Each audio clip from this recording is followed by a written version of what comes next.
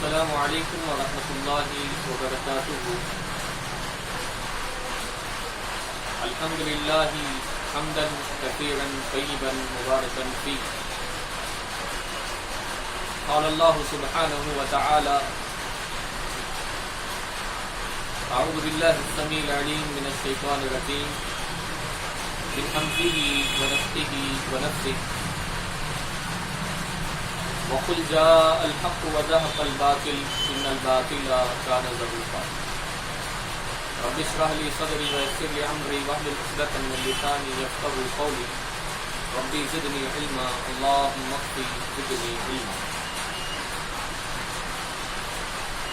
ہر قسم کی تعریف و توصیف حضور کی بڑائی اور شکریائی اللہ رب العالمین کے لیے لائق اور زیبا و سزاوار ہے۔ لا تعداد انگنت بے شمار درود و سلام کا نزول ہو انبیاء علیہ السلام کی ذات اقدس و مبارکہ۔ ناظرین، پڑوسی ملک پاکستان سے ایک ساتھی نے سوال کیا کہ کیا جملہ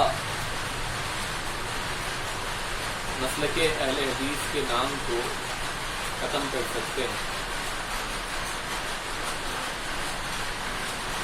یہ سوال اس بنیاد پہ کیا گیا کہ پاکستان کے ایک اسکالر نے ایک ٹی وی پروگرام کے اندر انٹرویو کے دوران یہ بات کہی جب ان سے سوال کیا گیا کہ کیا اہل حدیث ہیں، تو انہوں نے ایک بات جواب میں کہا کہ میں اس نام کو ہی ختم کرنا چاہتا ہوں۔ میری کوشش یہ ہے کہ اس کو میں ختم کر دوں، اور پھر اس کے بعد ان کی ایک دوسری ریکارڈنگ جو ہے یوٹیوب پہ اپلوڈ کی گئی، جس میں انہوں نے اس بات سے انکار کیا کہ میں نے ایسی کوئی بات کی ہی نہیں، جبکہ پاکستان کے اندر مختلف شعبوں اور علاقوں سے علماء اکرام اس ویڈیو کو سنے اور بارہا جو ہے اس کا جواب دیا گیا۔ قاری بنیامین عابد صاحب نے اس کا جواب دیا، اور نواز چیمہ صاحب نے اس کا جواب دیا، یوسف کستوری صاحب نے اس کا جواب دیا، شیر پنجاب منصور صاحب نے اس کا جواب دیا، علامہ حشام الہی ظہیر صاحب نے اس کا جواب دیا، یعقوب صاحب نے اس کا جواب دیا، اور اسی طرح سے مناظر اسلام حافظ فتین شاہ نقوی صاحب نے اس کا جواب دیا۔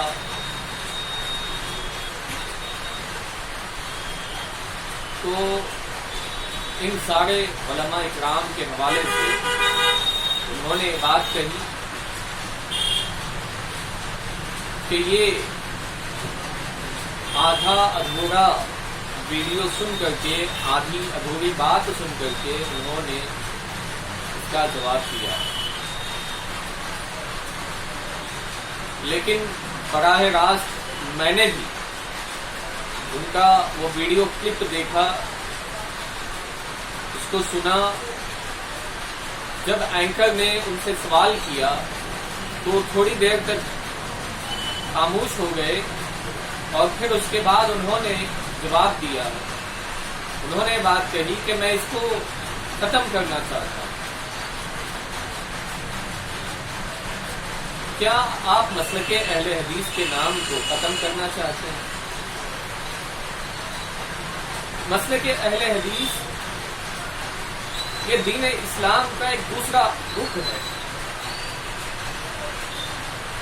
دین اسلام یہ اللہ رب العالمین کا سچا اور سچا دین ہے، جس کے متعلق اللہ رب العالمین نے کلام حمید کے اندر بیان فرمایا ان الدین عند اللہ الاسلام.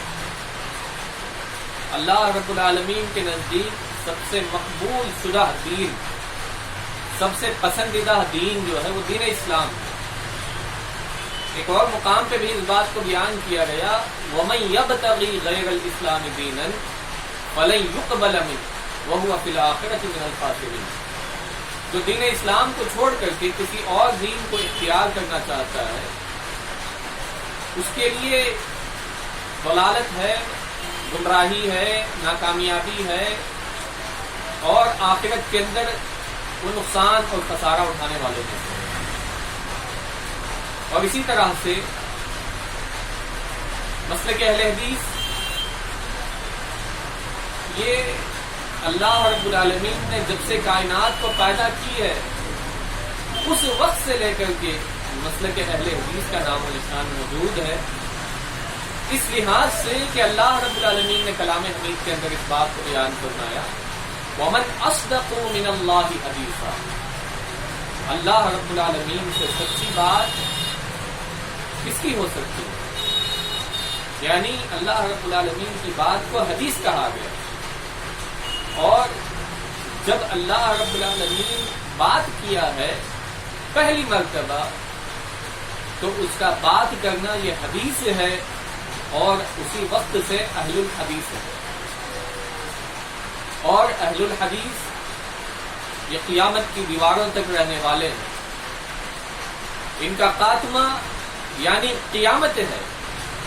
نبی علیہ الصلوۃ والسلام نے اپنے فرمان مبارک کے اندر اس بات کو بیان فرمایا کہ قیامت اس وقت تک قائم نہیں ہو سکتی جب تک کہ اس کائنات پہ اللہ رب العالمین کی سرزمین پہ اللہ رب العالمین کا نام لینے والا ایک بھی شخص باقی رہے. ایک بھی شخص جب تک زندہ رہے گا، ایک بھی توحید پرست، ایک بھی اہل حدیث جب تک زندہ رہے گا اس وقت تک قیامت قائم نہیں ہو سکتی، نہیں ہو سکتی، نہیں ہو سکتی. اور بہت سارے آئے جو اس سوچ کے ساتھ آئے، اس فکر کے ساتھ آئے کہ اس کو ختم کر دیں، لیکن وہ ختم ہو گئے اور اہل حدیث کو آج نہیں آئی. جو اللہ رب العالمین کو ختم کرنا چاہے، معنی کیا ہے؟ اہل حدیث کو ختم کرنا رب العالمین کو ختم کرنے کے مترادف ہے. اہل حدیث کو ختم کرنا نبی علیہ الصلوۃ والسلام کے آئین کو، آپ کے قانون کو، آپ کے لائے ہوئے دین کو، آپ کی دی ہوئی تعلیمات کو، آپ کی دی ہوئی تدریس کو، اس کو ختم کرنا.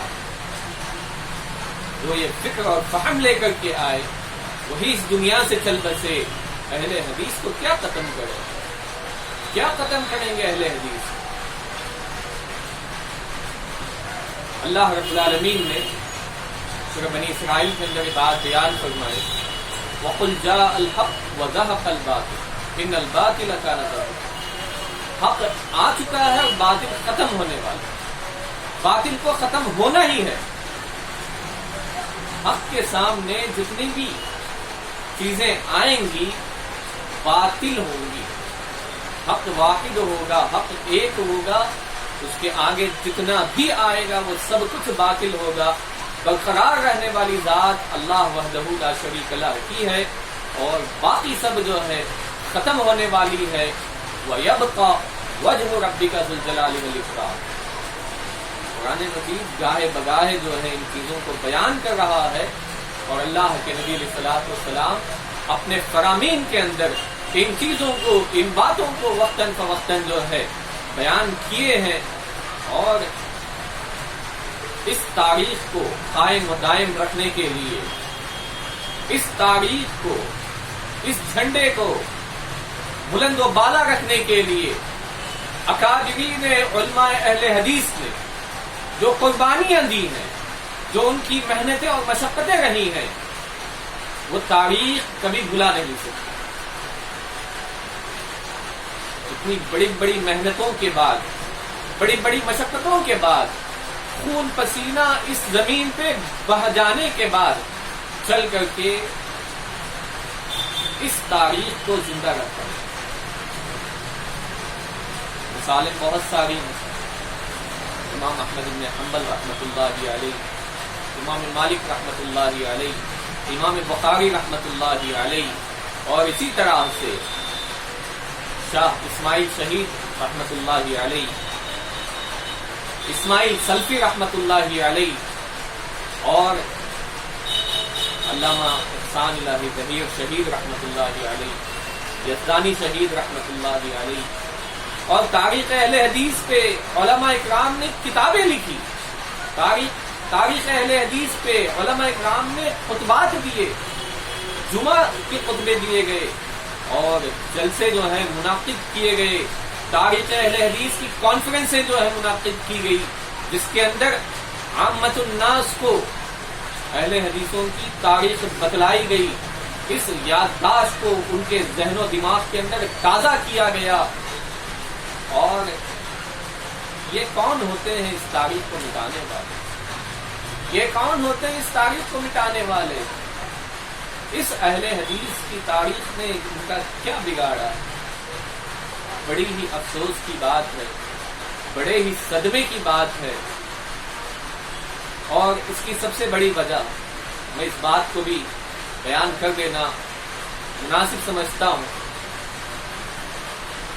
اہل حدیث کا ایک ادنا سا کارکن ہونے کی حیثیت سے، اہل حدیث کا ایک ادنا سا طالب علم ہونے کی حیثیت سے، دور حاضر کے جو اہل حدیث کے علماء، یہ خطاب میں ان سے کرنا چاہ رہا ہوں کہ یہ ہماری سب سے بڑی خامی ہے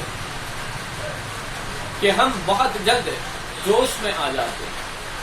کہیں سن لیے کہ فلاں عالم نے مسلک اہل حدیث کو قبول کیا، اس کو اہل حدیث کا سٹیج دے بیٹھتے ہیں، اس کو اہل حدیث کا مائک دے بیٹھتے ہیں،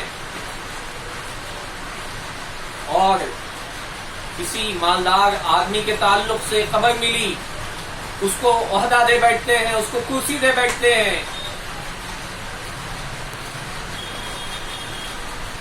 علماء اکرام سے یہ ادباً گزارش ہے کہ ہماری انہی حرکات کی وجہ سے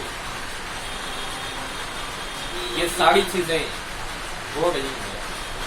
قاری یعقوب فیصل آبادی صاحب نے ایک بات کہی تھی، مجھے ان کی وہ بات بار بار یاد آ رہی ہے۔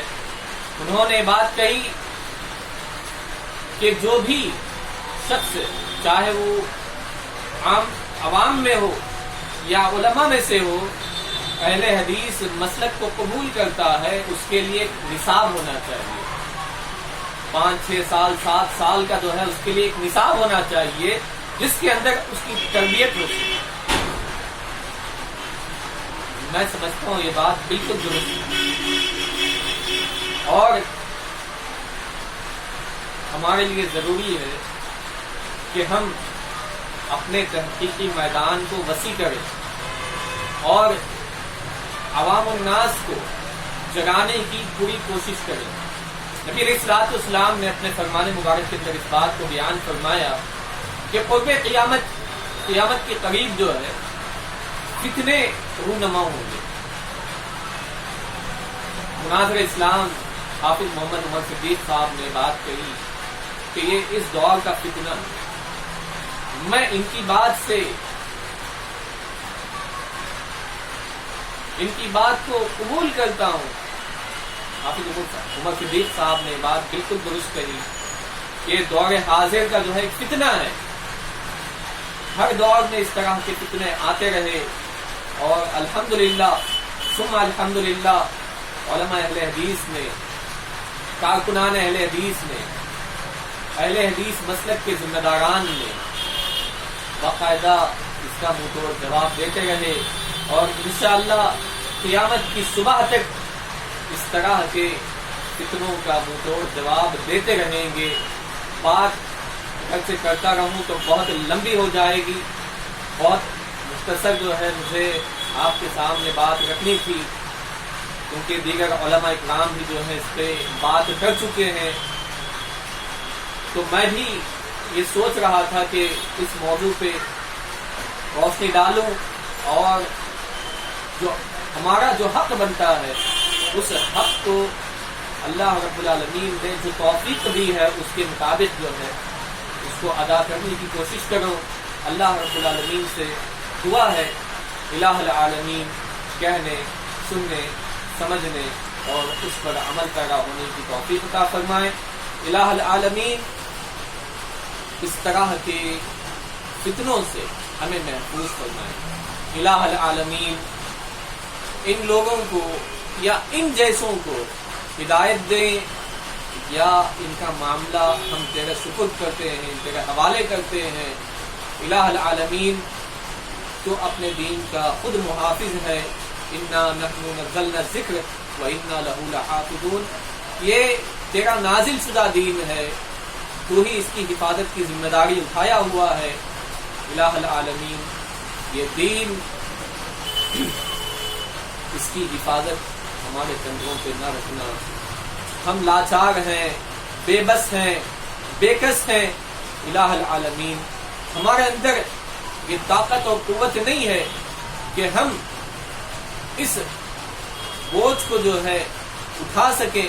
الہ العالمین ہمیں توفیق عطا کر کہ ہم جب بھی اس طرح کے پروپیگنڈے آئیں تو ہم اس کا کتاب و سنت سے منہ توڑ جواب دے سکیں.